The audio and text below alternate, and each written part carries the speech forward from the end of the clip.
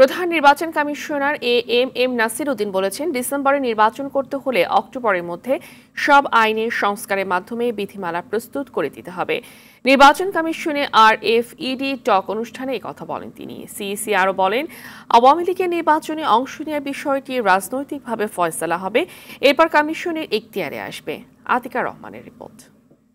শপথ নেওয়ার আগে পরে বলেছিলেন যে ইসি ভবনে reporters forum for election and democracy আয়োজিত RFED টক অনুষ্ঠানে যোগ দেন প্রধান নির্বাচন কমিশনার এম নাসির উদ্দিন। এ সময় তিনি বলেন, সংস্কার কমিশনের অনেক প্রস্তাব কমিশন বাস্তবায়ন করবে, কিন্তু যেসব প্রস্তাব কমিশনের স্বাধীনতাকে খর্ব করবে সেগুলো মানবে না। আমাকে ইলেকশনটা করতে হবে, তো আমার মতামতটা দিতে হবে না? গ্রহণ করলে আমাদের কি অসুবিধা হবে, আমাদের অসুবিধার কথাটা তুলে ধরতেছে। I am guided by the constitution and I am guided by the law of the land.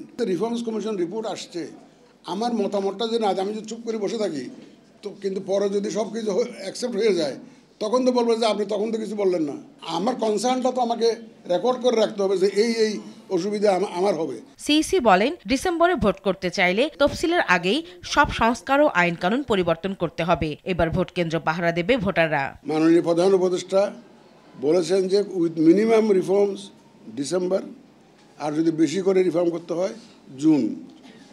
আমরা এই টাইম ফ্রেমটা নিয়ে কাজ করছি।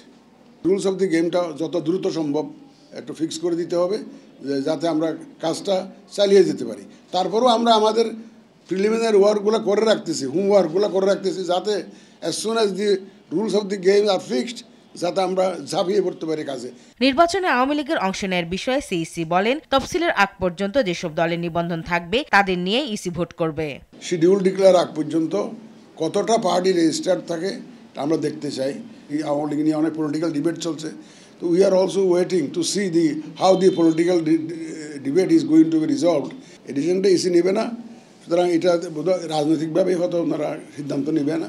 লেট আস সি কি হয়, কি দাঁড়ায়। যেসব কর্মকর্তা গত 3টি নির্বাচনে অনিয়মের সাথে জড়িত ছিল তাদের শনাক্ত করা হবে। তারা কেউ আগামী নির্বাচনে দায়িত্ব পালন করতে পারবে না বলেও জানান প্রধান নির্বাচন কমিশনার।